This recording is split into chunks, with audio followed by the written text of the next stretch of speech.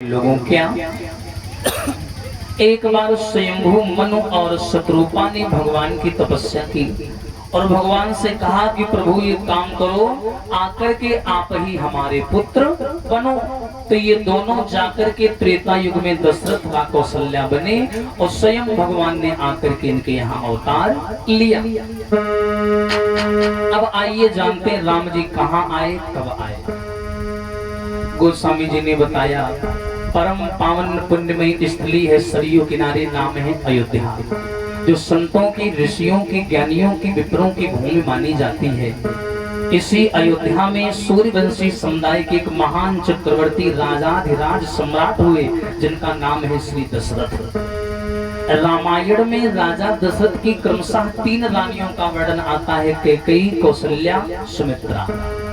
लेकिन समाज के लोगों, जब गोस्वामी तुलसीदास जी ने राजा दशरथ के जीवन को लिखना शुरू किया, तो इनके जीवन से जुड़ी जब पहली चौपाई गोस्वामी जी ने लिखी, तो उस चौपाई में जो भाव है और जो रस है वो करुण रस है। करुण का मतलब क्या होता है? दुख और तकलीफ।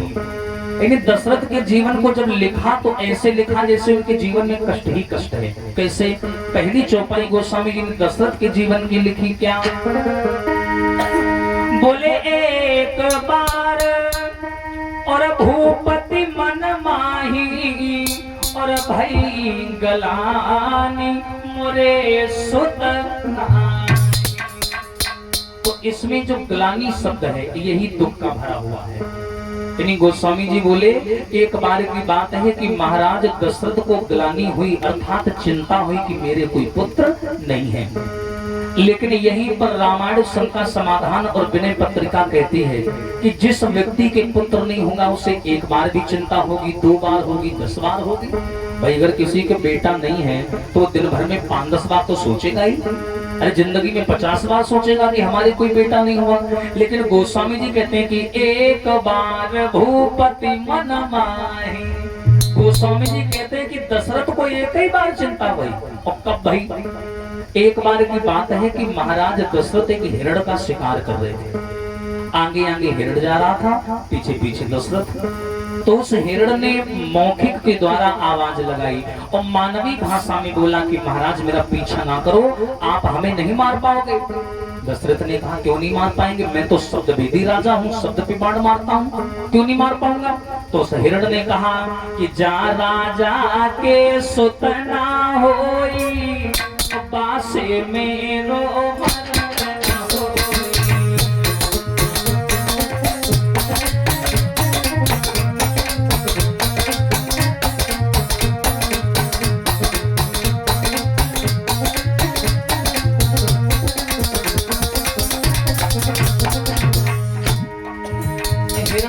माफ करना, जा राजा के सुत ना होई, बासे मेरो मदद न होई।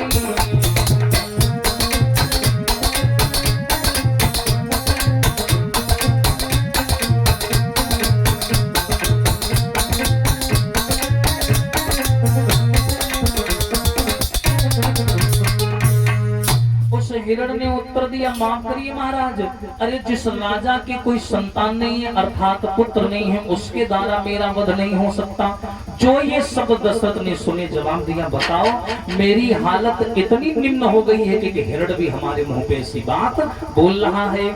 तब इनको चिंता हुई भाई गलानी और मोरे सुत नाही। तब इनको फिर चिंता हुई कि मेरे कोई पुत्र नहीं है।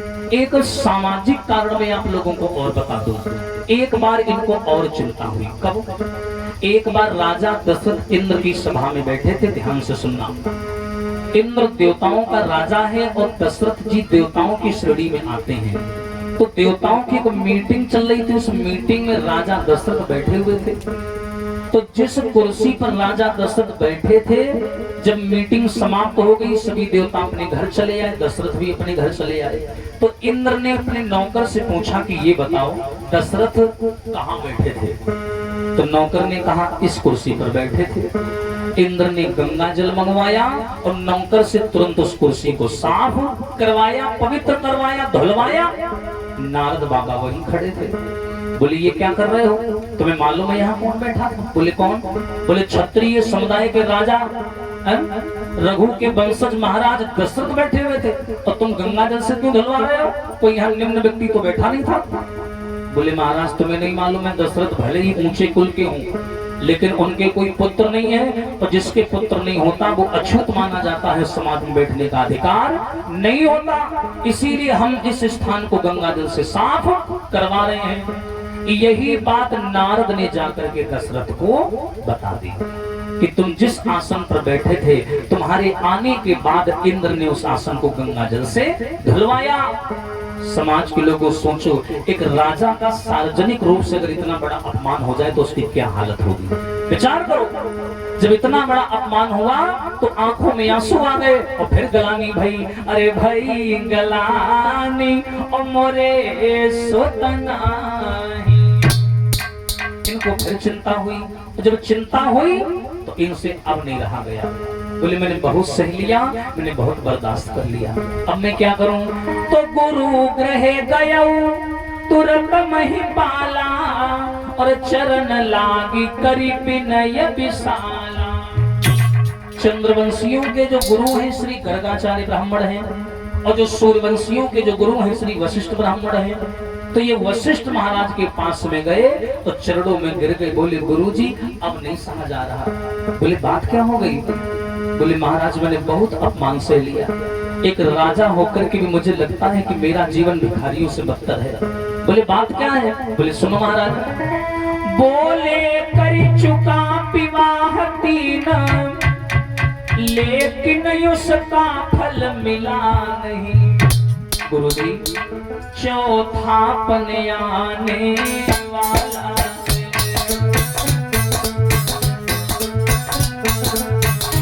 चौथा पन आने वाला है, एक कमल अभी तक खिला नहीं।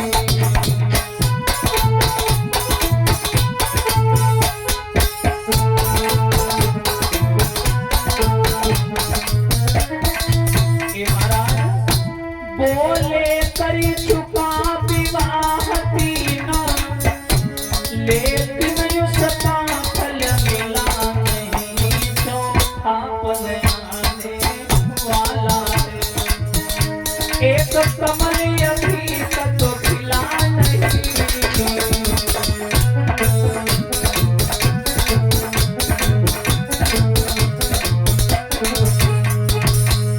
जवाब दिया बाबा जी गुरुजी मैंने 3 शादियां कर ली, लेकिन उन शादियों का फल नहीं मिला, और अभी तक मेरे आंगन में कमल नहीं खिला। आप ही बताओ मेरा क्या होगा? एकदम वशिष्ठ मुस्कुराए हैं, बोले हैं राजन, जब मनुष्य को भविष्य के बारे में ज्ञान नहीं होता ना, तब वो ऐसी बातें करता है।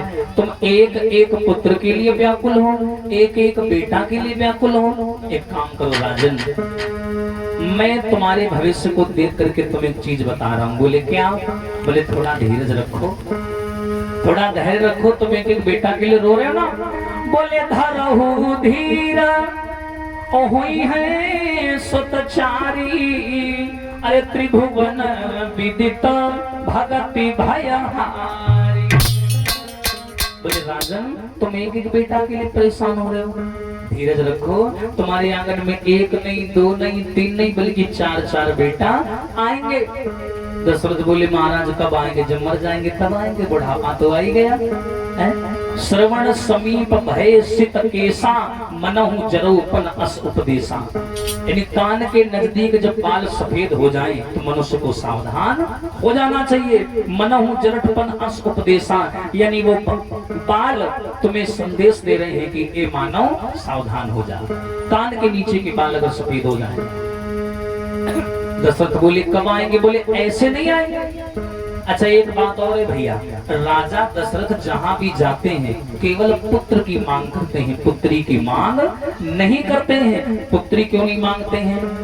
क्योंकि इनके एक बिटिया है जो सुमित्रा के गर्भ से पैदा हुई थी, नाम था शांता। एक बार अयोध्या में अकाल पड़ गया, शांता गोद में थी उस समय।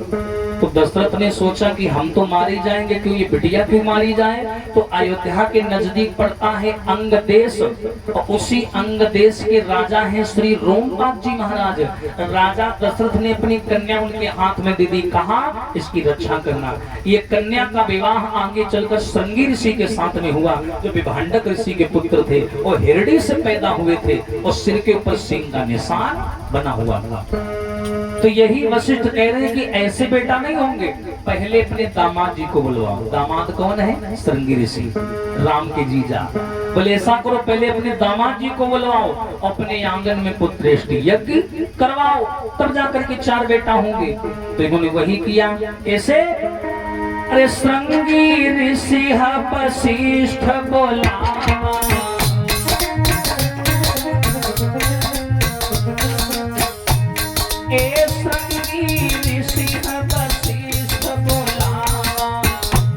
और पुत्र काम शुभ यज्ञ करावा।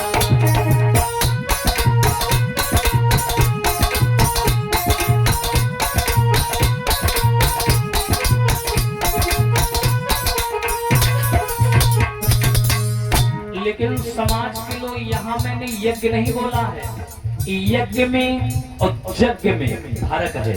यहाँ गोस्वामी जी कहते हैं यज्ञ नहीं कहते हैं, कहते हैं जानते क्या कहते हैं कि यहाँ पर इन्होंने श्रृंगी ऋषि वशिष्ठ बुलावा और पुत्र काम शुभ यज्ञ, यज्ञ नहीं कह रहे हैं, कह रहे हैं शुभ यज्ञ करावा।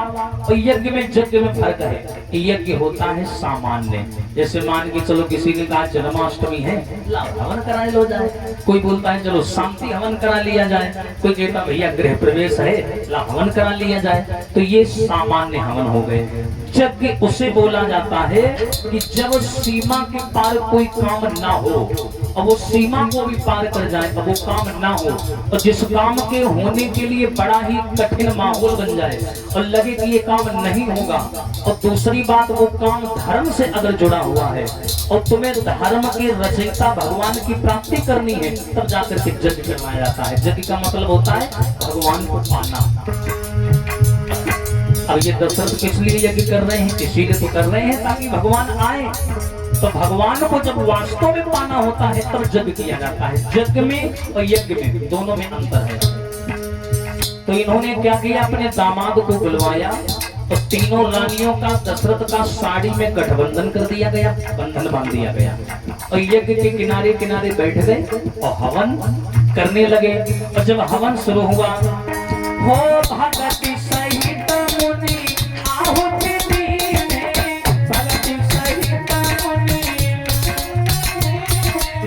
भगति सहित मुनि आहुति दीने, भगति।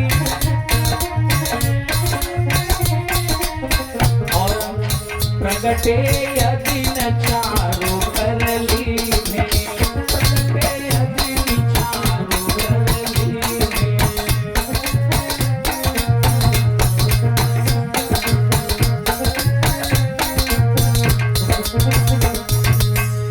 यहाँ पर जब तीनों रानियों ने आहुतियां डाली, दशरथ ने भी डाली, तो भागति सहित, भागति शब्द का अर्थ होता है पति और पत्नियों को मिलाकर के भक्ति शब्द बनता है। भागति, भागति सहित मुनि आहुति दीने और प्रगटे अग्नि चारु कर लीने।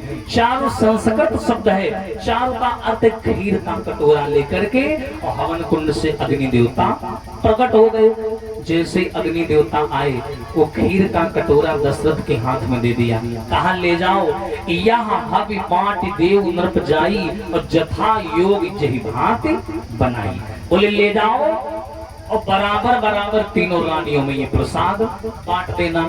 अच्छा रानी 3 हो 2 हो तो चलो आधो आधो गए हो जाए, और रानी 3 और 1 कटोरी में प्रसाद। तो यहाँ ये कह रहे जथा जोग, जो जैसा है, ये भी समझ लेना, जो जैसा है उसके हिसाब से उसे प्रसाद बांट दिया।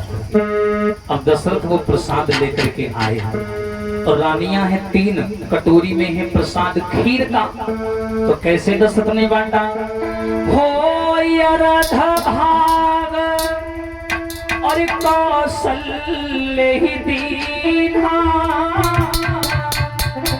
और उवे भाग आधे करी की धारा। सिया राम जय जय राम।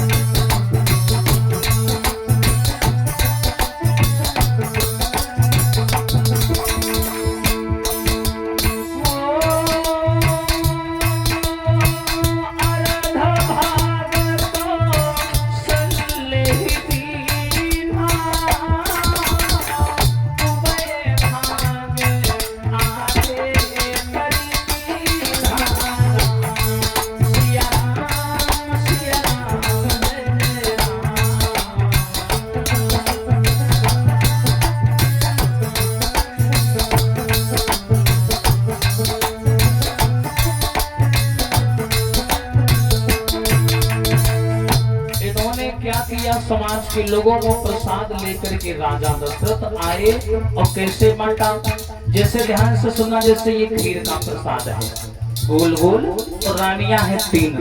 राजा दशरथ ने क्या किया, इसके 2 भाग किए। आधा भाग निकाल करके कौशल्या को दे दिया जो सबसे बड़ी है, अब बच गया आधा, और जो आधा बचा उसके फिर 2 हिस्सा कर दिए। थोड़ा निकाल करके सुमित्रा को दे दिया और थोड़ा निकाल करके कैकेयी को दे दिया। अच्छा, कौशल्या ने सोचा कि हम सबसे बड़े हैं, हमें ज्यादा मिल गया, तो कौशल्या ने अपने में से थोड़ा निकाल करके सुमित्रा को दे दिया, और सुमित्रा ने थोड़ा रत्ती भर निकाल करके कैकेयी को दे दिया, और तीनों रानियों ने इस तरह बराबर बराबर भाग बांट बांट करके ग्रहण कर लिया। लेकिन एक शंका खड़ी हो गई, क्या? यहाँ गोस्वामी तुलसीदास जी जब राम का जन्म हो जाता है तो क्या कहते हैं, भय प्रगट कृपाला दीन दयाला कौशल्या हितकारी।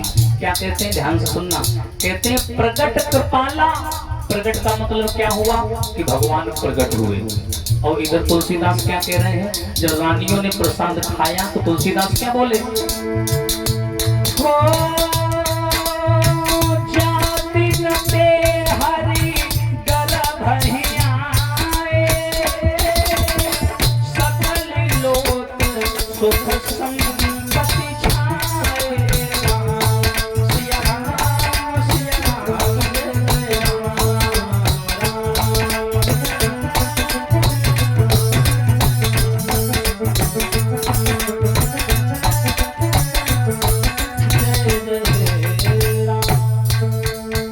यहाँ पर सोचने वाली बात है, जब तीनों रानियों ने प्रसाद खा लिया तो गोस्वामी तुलसीदास जी एक तरफ कहते हैं कि भय प्रगट कृपाला। प्रगट का मतलब होता है भगवान प्रकट हो गए, और लेकिन दूसरी तरफ कहते हैं जा दिन ते हरि गर्भ ही आए सकल लोक सुख संपद छाए। यानी एक तरफ भगवान तुलसीदास कहते हैं कि भगवान गर्भ में आए, और दूसरी तरफ कह रहे भगवान प्रकट हुए, तो है ना संग। एक तरफ कह रहे भगवान प्रकट हुए, सच्चाई क्या है, बड़े ध्यान से सुनना। देखिए, भगवान होता है अजन्मा। अजन्मा का मतलब होता है ना वो जन्म लेता है ना वो मरता है। अजन्मा इसे कहते हैं, वो केवल प्रकट होता है और पृथ्वी से अधर्म का विनाश करके संतों का, ब्राह्मणों का, गैयों का कल्याण करके वो संसार से चला जाता है, अंतर ध्यान हो जाता है। वो जन्म नहीं लेता, जन्म लेता है इंसान, नर जन्म लेता है, नारायण कभी जन्म नहीं लेता। इसलिए भागवत में कहीं नहीं लिखा कृष्ण जन्म राम जन्म, हर जगह लिखा है रामावतार, कृष्णा अवतार, यानी राम का अवतार और कृष्ण का अवतार। भगवान का अवतार होता है, जन्म नहीं होता। तो फिर गोस्वामी जी कह क्यों रहे हैं कि जा दिन ते हरि गर्भ ही आए। अब आओ इसको समझना, ये गोस्वामी जी नहीं कह रहे हैं जा दिन ते हरि गर्भ ही आए, ये कह रही हैं तीनों रानियां। तीनों रानियों को ये थोड़ी ना मालूम है कि हमारे गर्भ में भगवान है कि राम है, कौन है, उनकी नजर में तो बालक है। जिस समय तीनों रानियों ने प्रसाद को खाया तो अग्नि देवता की कृपा से, वशिष्ठ महाराज की कृपा से, भगवान की कृपा से एक दिव्य ज्योति, ध्यान से सुनना, एक दिव्य ज्योति तीनों रानियों के गर्भ में प्रवेश कर गई। और जैसे जैसे महीना होता है, महीना बढ़ता है, एक महीना दूसरा महीना, वैसे पेट के अर्थात गर्भ के अंदर वो रोशनी का आकार बढ़ता जाता है। तो जब रोशनी का आकार बढ़ता है तो तीनों रानियों का पेट भी बढ़ता है। इससे उनको लगता है कि हम गर्भवती हैं और हमारे गर्भ में बालक है, जबकि गर्भ में भगवान नहीं है, केवल गर्भ में वो ज्योति है, दिव्य ज्योति। वो महीना दर महीना बढ़ती है और गर्भ भी बढ़ता है। तो ये रानियों को लगता है, इसलिए रानियां कहती हैं कि जब से हम गर्भवती हुए हैं तब से हमारी अयोध्या में सकल लोग सुख संपत्ति छाए, तब से हमारी अयोध्या में सब अच्छा अच्छा हो रहा है। ये रानियां कह रही, गोस्वामी जी नहीं कह रहे। इसलिए हर चौपाई को ध्यान से समझना चाहिए, गोस्वामी तुलसीदास जी को दोष नहीं देना चाहिए। बोलिए सच्चिदानंद भगवान की। अब तो तीनों रानियों ने जब गर्भ को धारण कर लिया तो संतों से, ब्राह्मणों से प्रवचन सुनती हैं, और प्रवचन सुनने के बाद में इनको ये लगता है कि जब प्रवचन सुनेंगे तो हमारे गर्भ में पल रहे बालकों पर अच्छे संस्कार पड़ेंगे। और तीनों रानियों के गर्भ में ज्योति पहुंच गई है, राम जी आने वाले हैं। तो एक बार सभी लोग मिलकर के प्रभु राम को बुलाएंगे, तालियां बजा करके बड़े भाव से बुलाएंगे सभी लोग।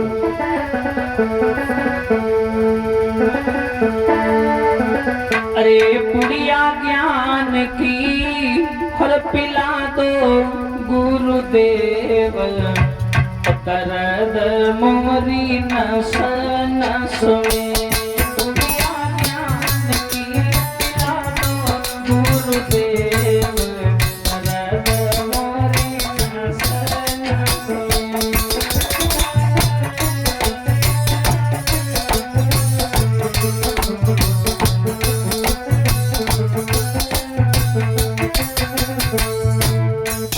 सोची आप लोग शरबत पी रहे हो, कथा कहाँ सुनी हो ध्यान से, तुमने भी आप कीर्तन नहीं बुलवाए क्या हमारी कथा व्यर्थ चली जाए। हाँ, इसलिए बोलते जाओ और शरबत कैसे सुनी लो। जय हो। पुड़िया ज्ञान की पिला दो गुरुदेव, दर्द मोरी नस नस में।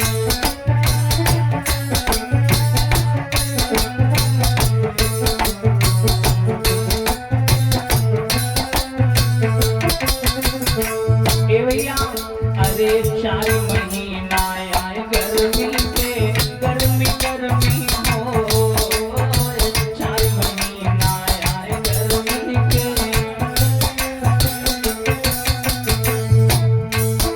अरे 4 महीना आए गर्मी पे, गर्मी गर्मी हो। 4 महीना आए गर्मी पे, बिजना ज्ञान का सुनाए दो गुरुदेव,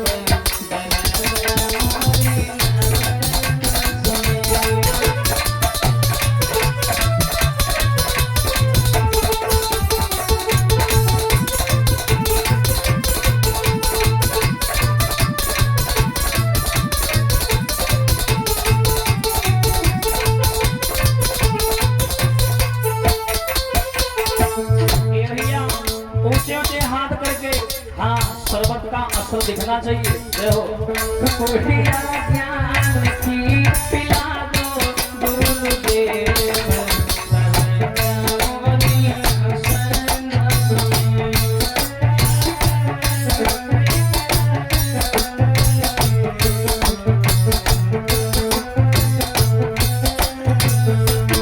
प्यारे, अरे 4 महीना आए वर्षा के, वर्षा वर्षा हो। 4 महीना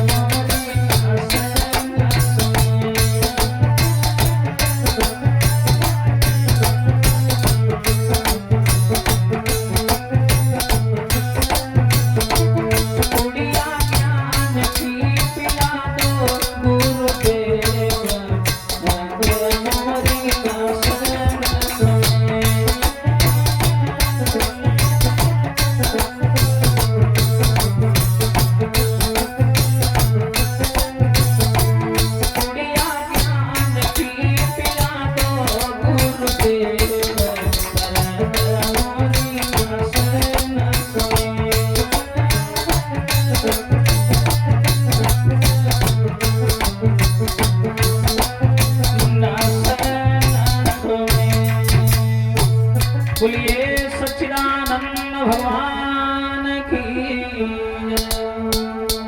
आज भगवान प्रभु श्री रामचंद्र एक दिव्य ज्योति तीनों माताओं के गर्भ में प्रवेश कर जाती है। यहाँ गर्भ में आना एक प्रकृति का नियम है।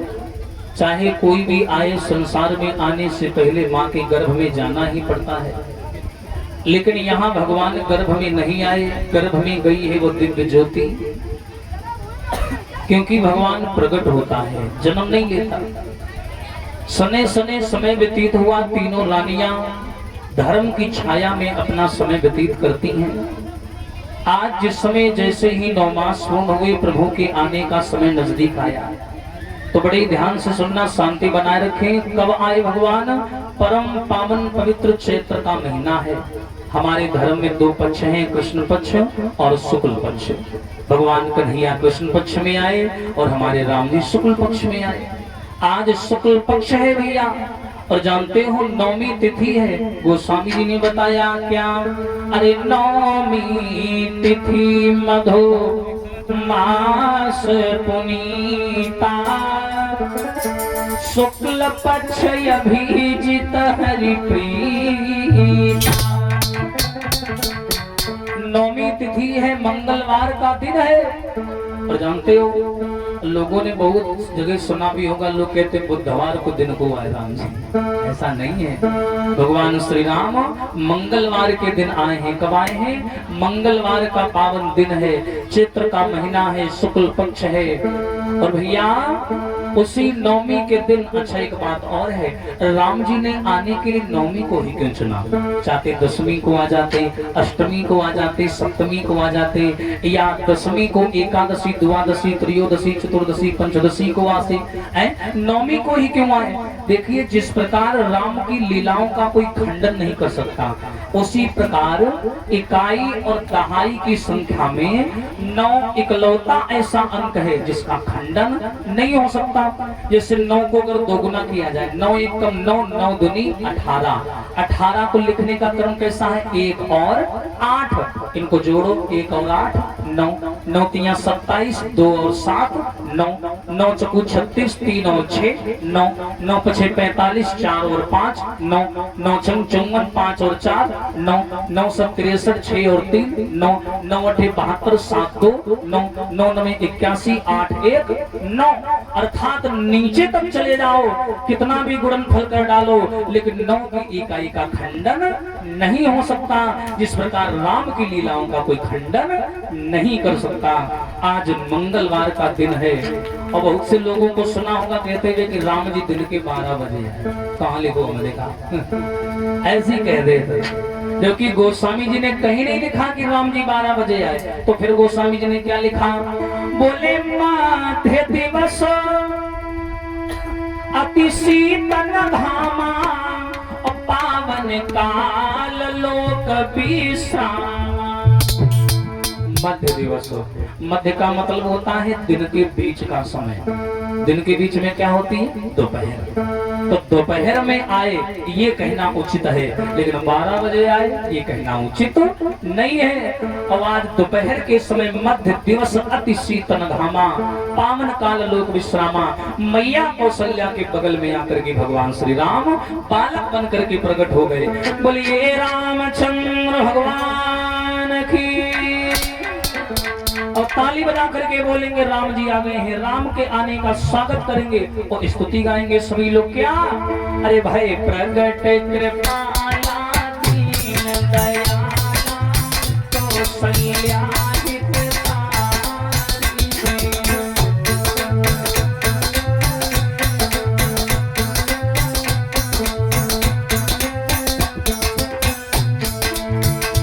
हर्षित महातारी मुनि मनहारी अद्भुत रूप बिचारी। और अरे लोचन अभिरामा तनो धन श्यामा निज आयुध भुज चारी। भूषण बने माला नयन विशाला शोभा सिंधु भरारी।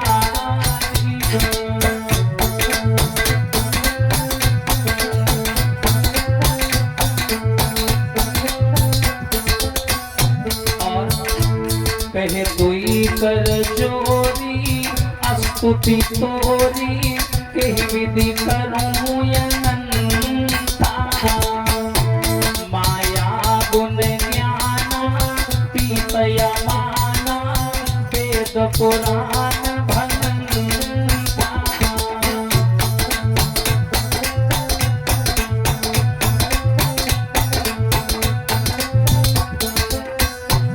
करुणा सुख सागर सब गुण यागर चिंगा वही श्रुति संता सो मम हित लागी जन अनुरागी भयउ प्रगट श्रीकंता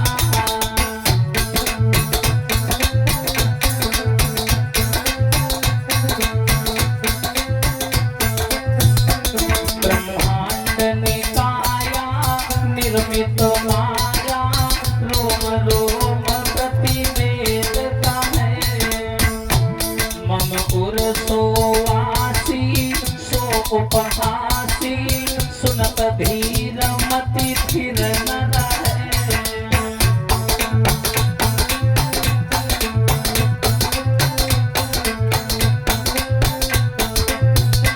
उपजा जब ज्ञाना प्रभु मुस्काना चरित्र बहुत विधि की न चाहे और कही कथा सुहाई मात बुझाई जे प्रकार सुत प्रेम लाए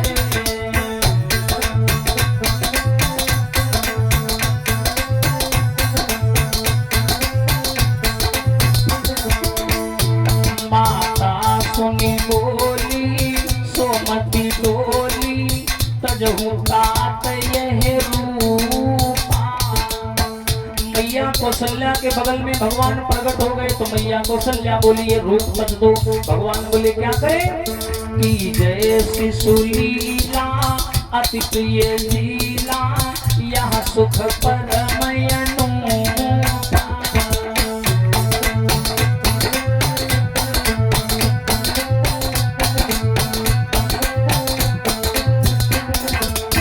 इतना बोला भगवान ने बालक का भेष बना लिया क्या किया अरे सोने बचन सुजाना रोदन खाना हुई बालक सुर भूपा और अरे यहाँ चरित जेगा वही भवपद पावही तेना पर ही भवकूपा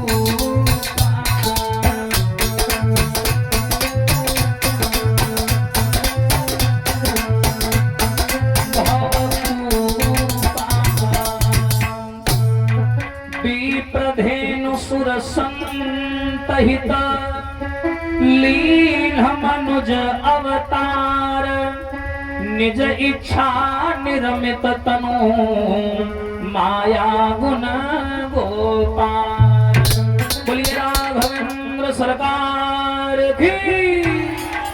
अब भगवान श्री राम अयोध्या में आ गए हैं और निवेदन है परीक्षित महाराज जी से एक बार अगरबत्ती जला दें और सभी लोग मिलकर के ताली बजा करके बधाई डालेंगे और राम के आने का स्वागत करेंगे और बोलेंगे सभी लोग अरे सब मिलके और मंगल गौरी और मेरे राम अवध में आए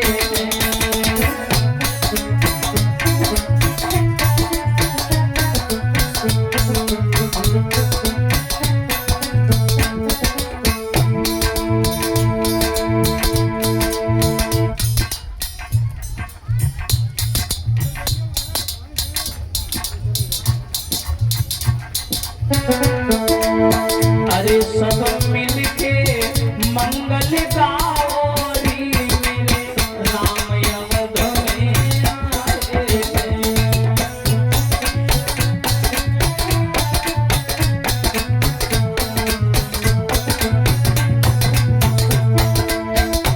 मेरे राम अवध में आए और प्रभु राम अवध में आए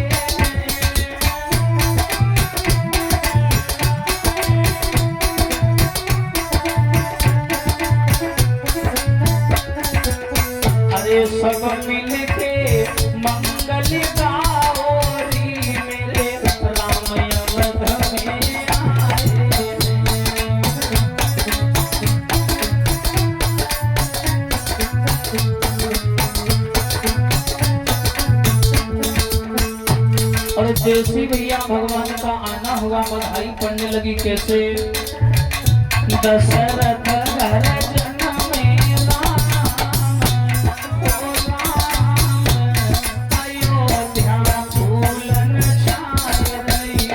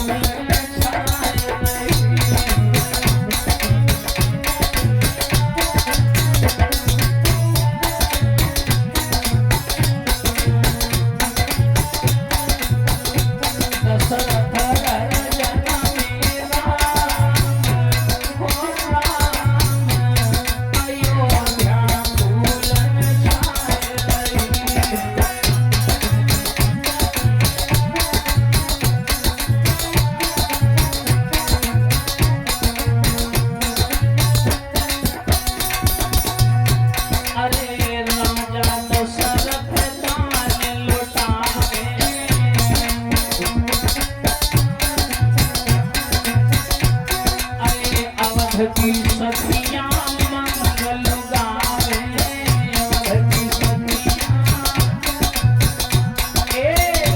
मेरे प्रगटे राजा राम हो अयोध्या फूलन छाय रही।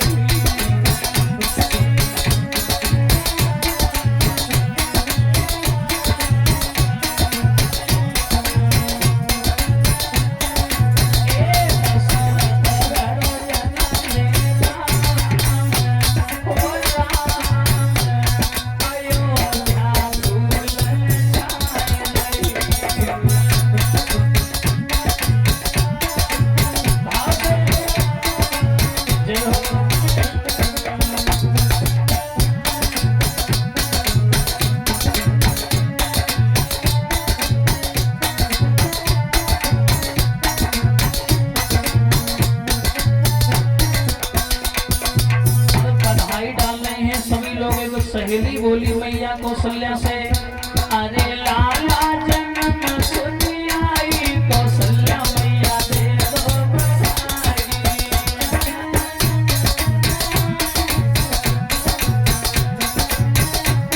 अरे लाला जन्म सुनी आई कौशल्या मैया दे दो बधाई।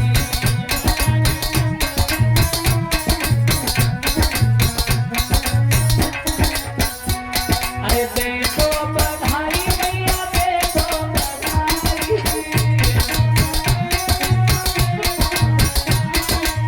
देखो बधाई मैया देखो बधाई।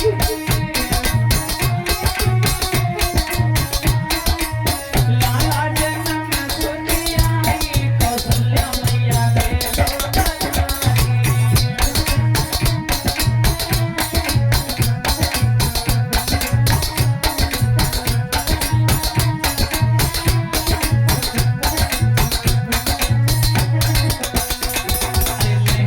भी देना मैया चुनरी भी देना,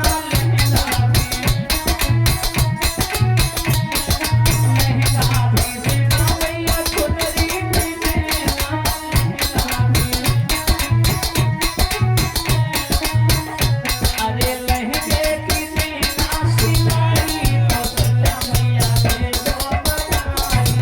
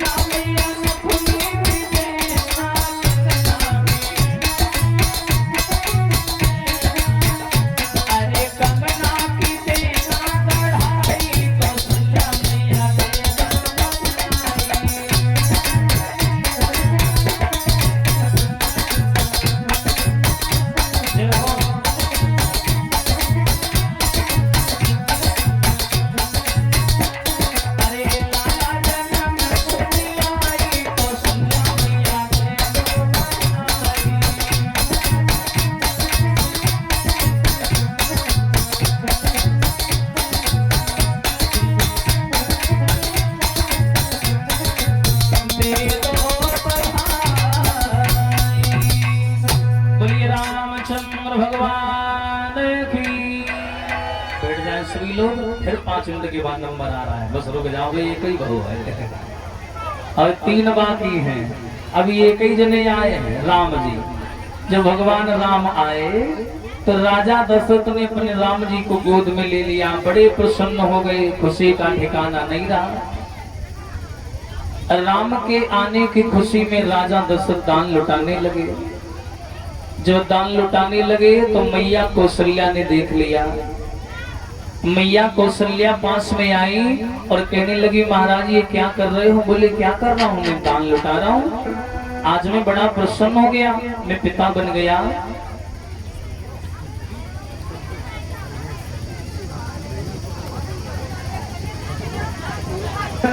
और सम्मानी भैया सर्वेश चकोरा से